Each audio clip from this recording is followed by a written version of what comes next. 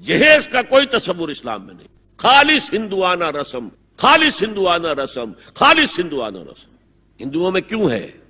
وہ اس لیے ہے، معقول بات ہے کہ لڑکی کا وراثت میں کوئی حصہ ہے ہی نہیں. وہ تو جب گھر سے نکل رہی ہے کچھ دے دلا کے رخصت کر دو. دان دہیج یہ خیرات ہے، لڑکی کا حق کوئی نہیں ہے گھر پر. اسلام میں تو لڑکی وارث ہے. والد فوت ہوں گے وراثت تقسیم ہوگی، والدہ فوت ہوں گی کوئی ان کی ہے ملکیت وہ تقسیم ہوگی. شادی کے موقع پر کوئی جہیز اسلام میں نہیں، قطعاً نہیں. غلطی سے حضرت فاطمہ کے جہیز کو جہیز کہہ دیا گیا. وہ جہیز کیا تھا؟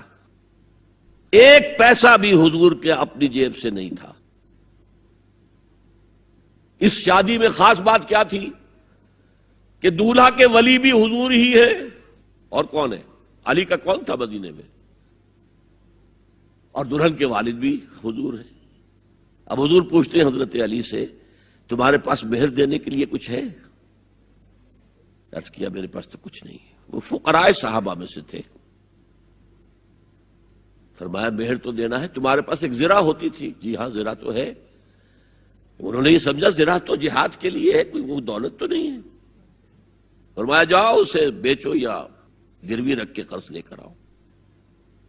وہ گئے، حضرت عثمان نے خرید لی اور کچھ دنوں کے بعد واپس کر دی ہدیتاً. یہ زرہ میں ہدیہ آپ کو کر رہا ہوں.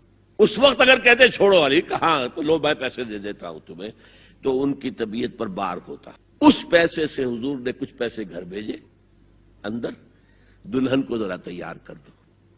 اور کچھ پیسوں سے وہ ایک گدا جس میں کھجور کی کھال بھری ہوئی تھی اور 2 تکیے جس میں کھجور کی کھال بھری ہوئی تھی، ایک مشکیزہ کنویں سے پانی تو لانا ہی ہے نا، ایک چکی جو ہو یا گیہوں ہو پیسنا تو ہے نا، کوئی 1-2 برتن اور. اللہ اللہ خیر صلی اللہ. یہ تھا جسے جہیز کہتے ہیں، جس میں ایک پیسہ بھی حضور کا شامل نہیں ہے.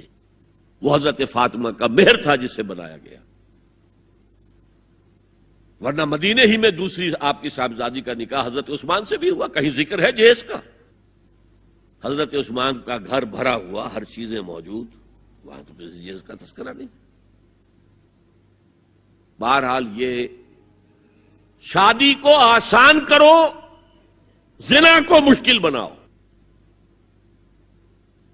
یہاں شادی کے لیے 9 من تیل ہوگا تو رادھا ناچے گی. ورنہ یہ کہ بڑی ہو رہی ہے، عمر ہو رہی ہے، سب کچھ ہو رہا ہے، لیکن کچھ تقاضے تو ہے نا، آخر کچھ تو کرنا ہوتا ہے نا. آخر کچھ نہ کچھ لوگوں کو تو کھانا کھلانا ہی ہوتا ہے نا. بارات تو آخر آئے گی ہی نا، کچھ نہ کچھ تو دینا ہی ہوگا. کچھ جوڑے کپڑے، کچھ یہ.